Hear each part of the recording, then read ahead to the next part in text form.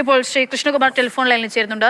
ശ്രീ കൃഷ്ണകുമാർ, ഈ പെൺകുട്ടികൾ മാധ്യമങ്ങളോട് നടത്തിയിട്ടുള്ള വെളിപ്പെടുത്തൽ താങ്കൾ ഒരുപക്ഷെ കേട്ടിട്ടുണ്ടാവും ഞാൻ പ്രതീക്ഷിക്കുകയാണ്. അത്യന്തം ഗുരുതരമായിട്ടുള്ള ആരോപണങ്ങൾ.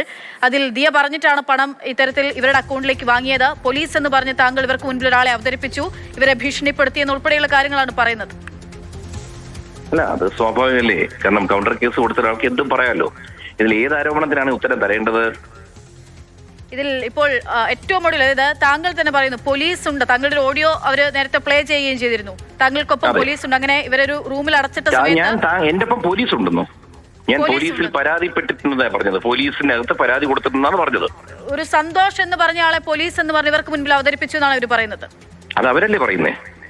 എന്റെ തെളിവൊന്നും ഇല്ല. അത് അവർക്ക് എന്താ പറഞ്ഞുകൂടാത്തെ?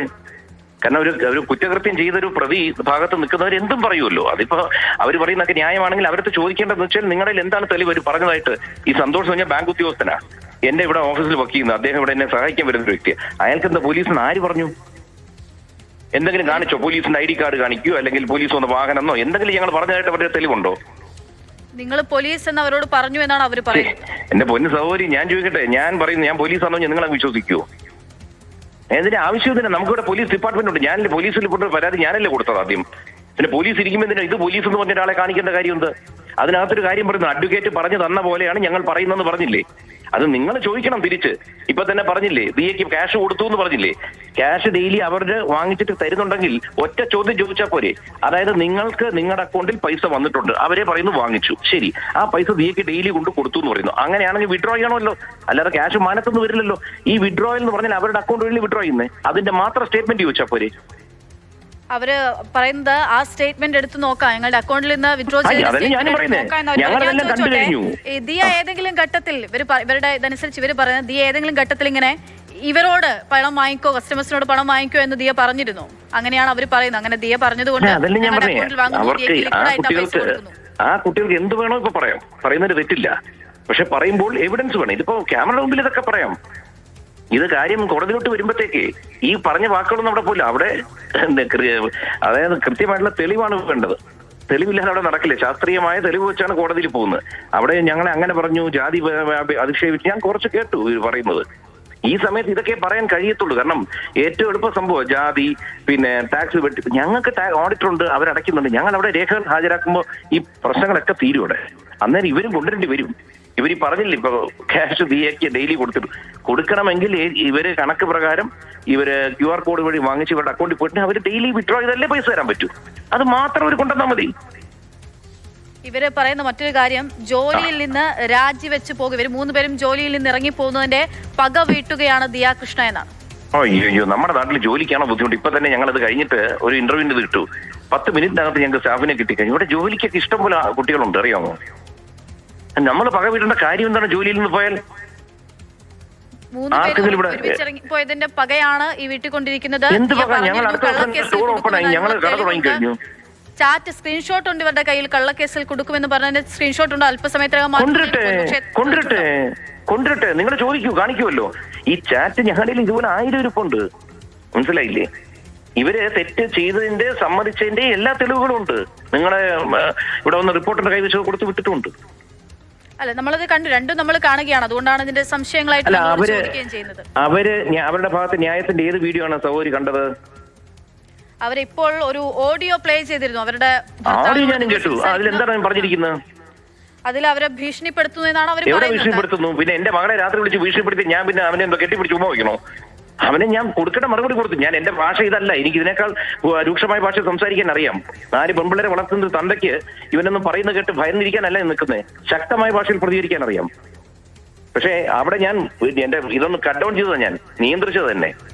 എന്റെ മകള് ഗർഭിണിയായിട്ടിരിക്കുന്ന ഒരു പെൺകുട്ടിയെ രാത്രി വിളിച്ചവൻ ഭീഷണിപ്പെടുത്തിയാൽ ഞങ്ങൾ എന്താ ചുമ്മാ ഇരിക്കണോ? ശ്രീ കൃഷ്ണകുമാർ, നിങ്ങൾ ഇവര് തിങ്കളാഴ്ചയാണ് പരാതി കൊടുത്തു എന്ന് പറയുന്നത്. നിങ്ങൾ ഞായറാഴ്ചയാണോ പരാതി കൊടുത്തത്? എപ്പോഴാണ് ശരിക്കും? പരാതി കൊടുത്തതിന് ശേഷം കൗണ്ടർ കേസായി നിങ്ങൾ കൊടുത്തു എന്നുള്ളതാണ് അവര് പറയുന്നത്. പക്ഷേ താങ്കൾ അവര് പറയുന്നു നിങ്ങൾ വീണ്ടും ആവർത്തിക്കായിരിക്കൂ. അത് വളരെ ബോറായ സംഭാഷണമാണ് നിങ്ങൾ പറയുന്നത്. അവര് പറഞ്ഞു എന്നാ പിന്നെ നിങ്ങൾ അവരോട് ചോദിക്കൂ. എന്നെ വിളിച്ച് ചോദിക്കേണ്ട കാര്യമില്ലല്ലോ. അല്ല, ഇപ്പോൾ ഒരു രണ്ട് ഭാഗം പറയുന്നത് നിങ്ങൾ രണ്ടുപേരുടെ ഭാഗത്ത് നിൽക്കണ്ട. നിങ്ങൾ ന്യൂട്രലായിട്ട് സംസാരിക്കൂ. കാരണം അവര് പറഞ്ഞു നിങ്ങൾ അവരുടെ ഡേറ്റ് ചോദിച്ചോ? നിങ്ങളെ റെസീറ്റ് കണ്ടോ? പോലീസ് സ്റ്റേഷനിൽ നിന്ന് കേസ് കൊടുത്താൽ അവര് റെസീറ്റ് കൊടുക്കും. നിങ്ങൾ ചോദിച്ചോ? റെസീറ്റ് നിങ്ങൾ കണ്ടോ? താങ്കൾക്ക് ഞായറാഴ്ചയാണോ പരാതി കൊടുത്തത്? അതല്ലേ പറഞ്ഞത്, എന്റെ കയ്യിൽ പരാതി കൊടുത്ത് എന്റെ റെസീറ്റ് ഇരിപ്പുണ്ട്. ഞങ്ങളാണ് ആദ്യം പരാതി കൊടുത്തിരിക്കുന്നത്. എന്തോ കേട്ടില്ല. അത് ഏത് ദിവസമാണ് ആ പരാതി കൈമാറിയത്? കൃത്യമായിട്ട് ഓർക്കുന്നില്ല. ഞായറാഴ്ച 1-ാം തീയതിയാണ്. ആ ഞായറാഴ്ച ദിവസമാണ് ഞാൻ കൊടുത്തിരിക്കുന്ന പരാതി. റെസീറ്റിന്റെ കോപ്പി ഇപ്പൊ ഒരു ചാനലിൽ പോയിട്ടുണ്ട്.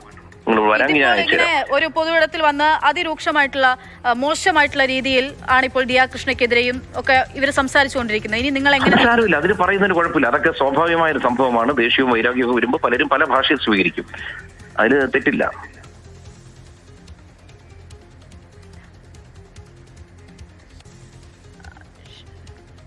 ഹലോ ഹലോ പറഞ്ഞോളൂ. ഇനി അതായത് എനിക്ക് നിങ്ങൾ അവിടെ നിന്ന് വരുന്ന ഓഡിയോ കട്ടായിട്ടാണ് വരുന്നത് കേട്ടോ. ഇപ്പോൾ കേൾക്കാമോ? ഹലോ, ഇപ്പൊ ക്ലിയർ ആണ്. പറഞ്ഞോളൂ. അതായത് ഇവര് ഈ പരാതി കൊടുത്തിട്ട് ഇവർ കുറെ കാര്യങ്ങൾ നിങ്ങൾക്കെതിരെ ഇങ്ങനെ ആരോപണങ്ങൾ ഉന്നയിച്ചുകൊണ്ടേയിരിക്കുകയാണ്. അവർ പേടിച്ചിട്ടാണ് ഇതൊക്കെ ചെയ്തത്, പേടിച്ചിട്ടാണ് 8 ലക്ഷം രൂപ തന്നത് എന്നൊക്കെയാണ് ഇവർ പറഞ്ഞുകൊണ്ടിരിക്കുന്നത്. അല്ല, അത് ഞാൻ പറഞ്ഞില്ലേ, അവർക്ക് പറയാനുള്ള സ്വാതന്ത്ര്യം അവർ പറഞ്ഞുകൊണ്ടേയിരിക്കട്ടെ. അതിനെന്താ കുഴപ്പം? നമ്മൾ കോടതിയിലോട്ട് പോകുമ്പോഴത്തേക്ക് അവിടെ ശാസ്ത്രീയമായ തെളിവുകൾ വെച്ച് മാത്രമേ സംസാരിക്കാൻ അവിടെ കാര്യങ്ങൾ വർക്ക് ചെയ്യത്തുള്ളൂ. അത് അന്നേരത്തെ ഇല്ലേ, അവർക്ക് എന്ത് വേണോ പറയാം. കാരണം നഷ്ടപ്പെടാൻ ആർക്കാണെന്ന് അവർക്ക് വ്യക്തമായിട്ട് അറിയേണ്ടത്. അവർ മാക്സിമം പറയട്ടെ, ഒരു ബുദ്ധിമുട്ടില്ലേ ഞങ്ങൾക്ക്. കാരണം അവർ പറഞ്ഞല്ലോ, അതിനകത്ത് നിങ്ങൾ ഒരു കാര്യം നിങ്ങൾ അഡ്വക്കേറ്റ് പറഞ്ഞു തന്നതാണ്, അത് പ്രകാരമാണ് ഞങ്ങൾ പറയുന്നതെന്ന് പറയുന്നുണ്ടല്ലോ. ഈ 69 ലക്ഷം രൂപ നഷ്ടപ്പെട്ടു എന്നതിന് തെളിവ് നിങ്ങളുടെ കയ്യിലുണ്ടോ?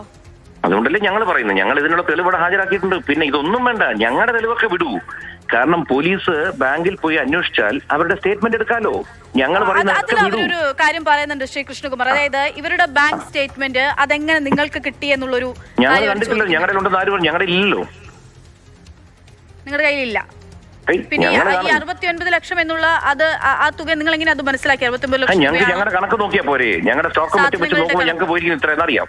പിന്നെ ഈ കുട്ടികൾ തന്നെ ഇവരുടെ ഇത് കാണിക്കുന്നു, എന്താണ് ജിപേയുടെ റെക്കോർഡ്സ് കാണിക്കുന്നു. ഇവര് കംപ്ലീറ്റ് പൈസ എടുത്തിരിക്കുന്നു. ഇവർ അങ്ങോട്ടും ഇങ്ങോട്ടും ഷെയർ ചെയ്തിരിക്കുന്നു. ഇവരുടെ ഭർത്താക്കന്മാരുടെ അക്കൗണ്ടിലോട്ട് മാറ്റിയിരിക്കുന്നു. നമ്മൾ സ്വാഭാവികമായിട്ടും ഒരു ബാങ്കിൽ പോയാൽ അവര് നമുക്ക് സ്റ്റേറ്റ്മെന്റ് തരത്തില്ല. ചിലപ്പോൾ അവർ കാണിച്ചു തരും, ഇതാണ് സംഭവിച്ചത്. സ്റ്റേറ്റ്മെന്റ് തരാൻ പറ്റില്ല. അത് പോലീസ് അന്വേഷിച്ചാൽ കിട്ടും. പോലീസിന്റെ കൈവശം അത് ഉണ്ടാവുകയും ചെയ്യും. പ്രശ്നമുണ്ടായിരുന്നോ? അല്ല, സ്വാഭാവികമായിട്ട് അതല്ലേ പറഞ്ഞത്. ടാക്സുമായിട്ട് ബന്ധപ്പെട്ട് ഇനി അവർക്കാണ് പ്രശ്നം വരാൻ പോകുന്നത്. ഞങ്ങൾക്കല്ല. ഞങ്ങളുടെ ടാക്സ് കറക്റ്റ്. ഞങ്ങൾക്ക് ഓഡിറ്റേഴ്സ് ഉണ്ട്. ഞങ്ങളുടെ ടാക്സ് കറക്റ്റാ. ഇനി അവര് അക്കൗണ്ടിലോട്ട് വരുത്തിയിരിക്കുന്ന പൈസക്ക് ടാക്സിന് അവര് നോക്കിയാൽ മതി കൊടുത്തിട്ടുണ്ടോ. കാരണം ഞങ്ങൾക്ക് വേണ്ടി വാങ്ങിച്ചിട്ടുണ്ട്. ഞങ്ങൾക്ക് തരാൻ പൈസ തന്നിട്ടുണ്ടെങ്കിൽ അത് കാണുമല്ലോ. വിഡ്രോ ചെയ്യാതെ പൈസ തരാൻ പറ്റില്ലല്ലോ. അല്ലെ ട്രാൻസ്ഫർ ചെയ്യണം. ഏതാണെങ്കിലും കാണുമല്ലോ. ഇപ്പൊ ടാക്സ് ഞങ്ങൾ എടുക്കുന്നത് പറയുകയാണെങ്കിൽ ഇവർ ഷെയർ ട്രാൻസ്ഫർ ചെയ്യില്ല. ഇവരെന്ത് ചെയ്യണം? ക്യാഷ് എടുത്ത് ഞങ്ങൾക്ക് തരണം. ആണല്ലോ. അങ്ങനെയാണെങ്കിൽ വിഡ്രോവൽ സ്റ്റേറ്റ്മെന്റ് വരുമല്ലോ. ഇവരെവിടെയെങ്കിലും പോയി ഞങ്ങൾക്ക് വേണ്ടി ക്യാഷ് എടുത്തിട്ടുണ്ടെങ്കിൽ അന്നേ ദിവസം അപ്പൊ തന്നെ റെക്കോർഡ് ചെക്ക് ചെയ്താൽ പോരെ. തീർന്നില്ലേ കഥ? കൂടെ ഒന്നും ആലോചിക്കണ്ട. അന്ന് നിങ്ങൾ ഇവരെ വിളിച്ച് ഈ കാര്യങ്ങളൊക്കെ ചോദിച്ചു. നിങ്ങൾ തന്നെ നേരത്തെ പങ്കുവെച്ച വീഡിയോ, ആ സമയത്ത് 10 പേരുണ്ടായിരുന്നു എന്നാണ് പറയുന്നത്. നിങ്ങൾ 6 പേർ, ബാക്കിയുള്ള ആളുകൾ ആരൊക്കെയായിരുന്നു? 10 പേരുണ്ടായിരുന്നു. അവരെ ഞങ്ങളെ ഭീഷണിപ്പെടുത്തി. ഇവിടെ ഞങ്ങളുടെ ഓഫീസല്ലേ, ഓഫീസിലെ സ്റ്റാഫ് കാണും. ആരൊക്കെ ഉണ്ടെന്ന് എനിക്കറിയില്ല. അന്നത്തെ അറ്റൻഡൻസ് നോക്കിയാൽ ഇവിടെ സ്റ്റാഫുകളെല്ലാം ഇവിടെ കാണും. ഇത് രാത്രിയോ പകലോ അല്ലെങ്കിൽ എവിടെയെങ്കിലും ഒരു അജ്ഞാത സംഘത്തില് ഞങ്ങളുടെ ഓഫീസ് ഇവിടെ എല്ലാവർക്കും അറിയാവുന്നതാണ്. ഇവിടെ വരുന്ന ഓഫീസ് ആൾക്കാരും മറ്റ് പലരും ഇവിടെ വിസിറ്റേഴ്സ് വരും. എല്ലാവരും ഇവിടെ ഇരിക്കുമ്പോൾ ഈ സംഭവം നടക്കുന്നത്. അല്ലാതെ ഇവിടെ അടച്ച റൂമിലോ ഒന്നുമല്ല. വീഡിയോ നിങ്ങൾ കണ്ടല്ലോ. ഒരു അടഞ്ഞ റൂമോ ഒന്നുമല്ല. നല്ല വെളിച്ചമുള്ള നല്ല ഇവിടുത്തെ ഓഫീസിൽ സംസാരിച്ചിരിക്കുന്നത്. അറിയാത്തൊരു വാഹനത്തിൽ അവരെ കയറ്റി കൊണ്ടുപോയി എന്നാണ് അവർ പറയുന്നത്. അല്ല, അത് ഞാൻ പറഞ്ഞില്ലേ, നിങ്ങൾ വീണ്ടും അവര് പറഞ്ഞു നിങ്ങൾ വീഡിയോ ചോദിക്കേണ്ടി വരും. നിങ്ങൾ ഇവിടെ പരാതിക്കാരാണ്. നിങ്ങളുടെ പരാതി അതിന്റെ വസ്തുത അത് കേൾക്കുന്ന എല്ലാവരെയും ബോധ്യപ്പെടുത്താൻ നമ്മൾ ഈ ഓപ്പോസിറ്റുള്ള ആളുകൾ ഉന്നയിക്കുന്ന സംശയങ്ങൾ അല്ലെങ്കിൽ അവർ പറയുന്ന ആരോപണങ്ങൾ താങ്കളോട് തന്നെയാണ് ഞങ്ങൾക്ക് ചോദിക്കാൻ പറ്റുള്ളൂ. അല്ല, അവര് പറയുന്ന ആരോപണങ്ങൾ അതാണ് ആരോപണമാണ്. അല്ലാതെ there is no fact. It's not a fact actually. With proof അല്ല അവർ പറയുന്നത്. നമ്മളിപ്പോ ഒരു കാറിൽ കയറുന്നു, ഒരു ടാക്സി പിടിക്കുന്നു, അറിയാത്തൊരു വണ്ടിയിൽ കയറി എന്നല്ല പറയുന്നത്. ആ വണ്ടിക്ക് എല്ലാ ഡീറ്റെയിൽസ് ഉണ്ട്. ആ വണ്ടിക്ക് നമ്പർ ഉണ്ട്, എല്ലാം ഉണ്ട്. അല്ലാതെ ഒരു അജ്ഞാത വാഹനം നിർബന്ധിച്ച് കയറ്റിയത് പറയുമ്പോൾ നിങ്ങളുടെ വീഡിയോ ഉണ്ട്. ഫ്ലാറ്റിന്റെ അവിടെ നിന്ന് CCTV വീഡിയോ പോലീസ് എടുത്തിട്ട് അതിൽ അവർ ചിരിച്ചു കളിച്ചാണ് എന്റെ ഭാര്യയുടെ കൂടെ അല്ലെങ്കിൽ മകളുടെ കൂടെ കാറിൽ കയറുന്നത്. അത് നിങ്ങൾ നോക്കൂ. ആരോപണം അവിടെ തീർന്നു. അല്ലെ എവിടെയെങ്കിലും ഒരു കെട്ടിയിട്ട് കൊണ്ടുപോയിന്നോ എന്തെങ്കിലും ഒരു പോലീസിന്റെ എല്ലാം ഉണ്ടെന്നേ. ഞങ്ങളല്ല കൊടുത്തത്. പോലീസ് വന്ന് കംപ്ലീറ്റ്ലി എടുത്തോണ്ട് പോയിട്ടുണ്ട്. എല്ലാ തെളിവും ഡിജിറ്റൽ എവിഡൻസും മുഴുവൻ പോലീസിന്റെ ഉണ്ട്. ജാതീയമായി അധിക്ഷേപിക്കാറുണ്ടായിരുന്നു നിരന്തരം. ആരോപണം അവർ പറയുന്നുണ്ട്. അത് രക്ഷയില്ലാതെ വരുമ്പോ പറയുന്ന ഒരു സാധനമാണ് ഈ അഡ്വക്കേറ്റ്സ് ചിലർ ലോയേഴ്സ് പറഞ്ഞു കൊടുക്കും. ഞങ്ങൾ തന്നെ മിക്സഡ് ജാതിയാ, സർവ്വജാതിയും വീട്ടിലുണ്ട്. അതുകൊണ്ട് ഞങ്ങൾക്ക് ഇവിടെ ജാതിപരമായിട്ടൊരു പ്രശ്നമില്ല, എല്ലാവരും ഒരേ തുല്യരാണ് ഞങ്ങൾക്ക്. ഇവരുമായി നേരിട്ടൊരു ഇടപാടുള്ള നേരത്തെ ഓഡിയോ ക്ലിപ്പിൽ താങ്കൾ പറയുന്നുണ്ട് എന്ത് വേണമെങ്കിലും റെക്കോർഡ് ചെയ്തോളൂ, എനിക്കൊരു കുഴപ്പമില്ല. എനിക്കറിയാലോ, വിളിക്കുമ്പോ നമ്മൾ മണ്ടന്മാരല്ലോ, ഇത് റെക്കോർഡ് ചെയ്യാനാണ് വിളിക്കുന്നത് പറയുന്നുണ്ട്. അതായത് ഇവരുമായി വീണ്ടും ഒരു സംഭാഷണത്തിന് നിൽക്കുന്നതിനപ്പുറത്തേക്ക് നേരെ പോലീസിൽ പോയി പോലീസിലൂടെ തന്നെ നിയമപരമായിട്ട് ഇത് കൈകാര്യം ചെയ്യുന്നതായിരുന്നില്ലേ ശരി? അതുകൊണ്ടല്ലേ പോലീസിൽ പോയത്. ഇങ്ങനെ ഒരു സംഭാഷണത്തിനും ഇപ്പോൾ ഇവർ ഇങ്ങനെ ഒരു സാഹചര്യങ്ങൾക്കൊക്കെ ഒരു വഴിവെക്കേണ്ടുന്ന സാഹചര്യം അവസ്ഥ ഉണ്ടായിരുന്നു. അങ്ങനെ ഒന്നുമില്ല, ഒരു സാഹചര്യമില്ല. ഞാൻ ഇപ്പോഴും പറയുന്നു, എന്റെ മക്കളെ വിളിച്ച് ഭീഷണിപ്പെടുത്തി ഞാൻ തിരിച്ചു വിളിക്കും. അതിനൊക്കെ ശേഷം നമ്മൾ ഈ പോലീസിൽ ഇപ്പൊ പോയല്ലോ, ഇപ്പൊ പോലീസിൽ പോയപ്പോ മ്യൂസിയത്തിൽ ഇത്രയും തെളിവ് സൈഡ് കൊടുത്തല്ലോ, എന്നിട്ട് എന്ത് നടപടി ഉണ്ടായത്? പരാതി കൊടുത്ത ഞങ്ങൾക്കെതിരെ അറസ്റ്റ് വാറണ്ട്. അതുകൊണ്ട് അതൊന്നും നമ്മൾ ആരൊന്നും പറയണ്ട, ആരെയും വലിയ നല്ലവരാക്കേണ്ട കാര്യമില്ല. കാരണം ഇതിനകത്ത് കുഴപ്പക്കാരുണ്ട്, എല്ലാ വകുപ്പുകളിലും എല്ലാ ഇൻഡസ്ട്രിയിലും മോശക്കാരുണ്ട്. അതിലൊരുത്തനാണ് ഇവിടെ ഇരിക്കുന്നത്. അപ്പൊ അയാൾ ഇങ്ങനെ നടപടി എടുത്തു. ഇനി ഇത് വീണ്ടും കെടുക്കും നമുക്കറിയാം, മനസ്സിലായില്ലേ? കാരണം ആ പുള്ളിക്ക് എന്തെങ്കിലും ഒരു വ്യക്തിവൈരാഗ്യം വന്നുവേ നമുക്കൊന്നും ചെയ്യാൻ പറ്റില്ല. പക്ഷേ ഇതിനകത്ത് ഒരു കാര്യം മനസ്സിലാക്കുക, ഞങ്ങൾ അതുകൊണ്ടാണ് ഇതിന്റെ കടുപ്പം മനസ്സിലായി, വ്യാപ്തി മനസ്സിലായി, ഇവരുടെ പിന്നിൽ ആരാ പ്രവർത്തിക്കുന്നത് നമുക്ക് അറിയാത്തത് കൊണ്ട് നേരെ മുഖ്യമന്ത്രിയുടെ ഓഫീസിൽ പോയി നമ്മൾ കാര്യങ്ങൾ പറഞ്ഞു. അവർക്കത് മനസ്സിലായി. ഒരു കാര്യം കൂടി ചോദിക്കട്ടെ ശ്രീ കൃഷ്ണകുമാർ, ഇപ്പോൾ താങ്കൾക്കെതിരെയും കുടുംബത്തിനെതിരെയും ഡിക്കെതിരെയൊക്കെ വലിയ ആരോപണങ്ങൾ അല്ലെങ്കിൽ ഇവർ മുന്നോട്ട് വെക്കുകയാണ്. ഇതിന് പൊതുസമൂഹത്തിന് മുൻപിൽ താങ്കൾ നേരത്തെ ഒക്കെ പറഞ്ഞതുപോലെ എല്ലാവർക്കും അറിയുന്ന ഒരു അല്ലെങ്കിൽ ഏതെങ്കിലും തരത്തിൽ താങ്കളെയൊക്കെ ഇൻഫ്ലുവൻസേഴ്സ് ആണ് നിങ്ങൾ. അപ്പോൾ പൊതുസമൂഹത്തിന് മുൻപിൽ ഒരു മറുപടി പറയുമോ നിങ്ങൾ? നേരിട്ട് വന്ന് സംസാരിക്കാൻ ഇന്ന് രാവിലെ സർവ്വ ചാനൽസ് കൂടെ വന്നില്ലേ? ഞങ്ങൾ അടുത്ത സ്റ്റെപ്പ് ഞാൻ ചോദിക്കാം, അടുത്ത അങ്ങനെ മാധ്യമങ്ങളെ കാണാനോ മറ്റോ ഉദ്ദേശിക്കുന്നു? അങ്ങനത്തെ എനിക്ക് കാരണം ഒരു തുടർന്ന് അങ്ങോട്ടും ഇങ്ങോട്ടും ചെളിവാരിയറല്ലേ നമ്മുടെ അടുത്ത് ഇന്ന് വരെ. നിങ്ങളൊരു കാര്യം ആലോചിക്കൂ, ഇവരാരെങ്കിലും ഇവരുടെ ഫോട്ടോയും വെച്ച് എന്തെങ്കിലും ഞങ്ങൾക്കെതിരെ ഇത്ര നടന്നു എവിടെയെങ്കിലും എഴുതിയിട്ടുണ്ടോ? ആകെ ഇട്ടത് എന്താണ്, ഞങ്ങളുടെ ഓഫീസിൽ ഇങ്ങനെ തട്ടിപ്പ് നടന്നിട്ട് അറിവ് കിട്ടി, ആരെങ്കിലും ഇങ്ങനെ QR കോഡിൽ ഞങ്ങളുടെ ഇവിടെ മാറ്റി കൊടുത്തിട്ടെങ്കിൽ ഒന്ന് അറിയിക്കണം എന്നല്ലാതെ ഇന്ന് വരെ ഒരു മാധ്യമത്തിന്റെ മുമ്പിൽ ഞങ്ങൾ ആരെങ്കിലും വന്ന് എന്തെങ്കിലും പറഞ്ഞോ? കാരണം മോള് തന്നെ പറഞ്ഞു വെച്ചാൽ ഞാനും ഗർഭിണിയാണ്, അതിനകത്ത് ഒരാള് പ്രസവിച്ച് കുഞ്ഞുള്ള കുട്ടിയാണ്, അതുകൊണ്ട് അവർക്കെതിരെ ഒരു പരാതി പോകണ്ട, ചാനലുകളിൽ പറയണ്ട. ഒന്നുമില്ലെങ്കിലും ഞാനൊരു പത്രപ്രവർത്തനായിട്ട് ജീവിതം ആരംഭിച്ചതാണ്. ഇത്തരത്തിലുള്ള നമ്മൾ നേരത്തെ അങ്ങോട്ട് സംസാരിച്ചിരുന്നു. ഇപ്പോൾ വീണ്ടും ഈ ജീവനക്കാരികൾ വന്ന് ഇത്തരത്തിലൊരു തുറന്നു പറച്ചില്ലെങ്കിൽ അവരുടെ ആരോപണങ്ങൾ മുന്നോട്ട് വയ്ക്കുമ്പോൾ അതിനുള്ള മറുപടി എന്നോണമാണ് അങ്ങേ വിളിച്ച് സംസാരിച്ചത്. നന്ദി, ഇത്രയും സമയം പ്രതികരിച്ച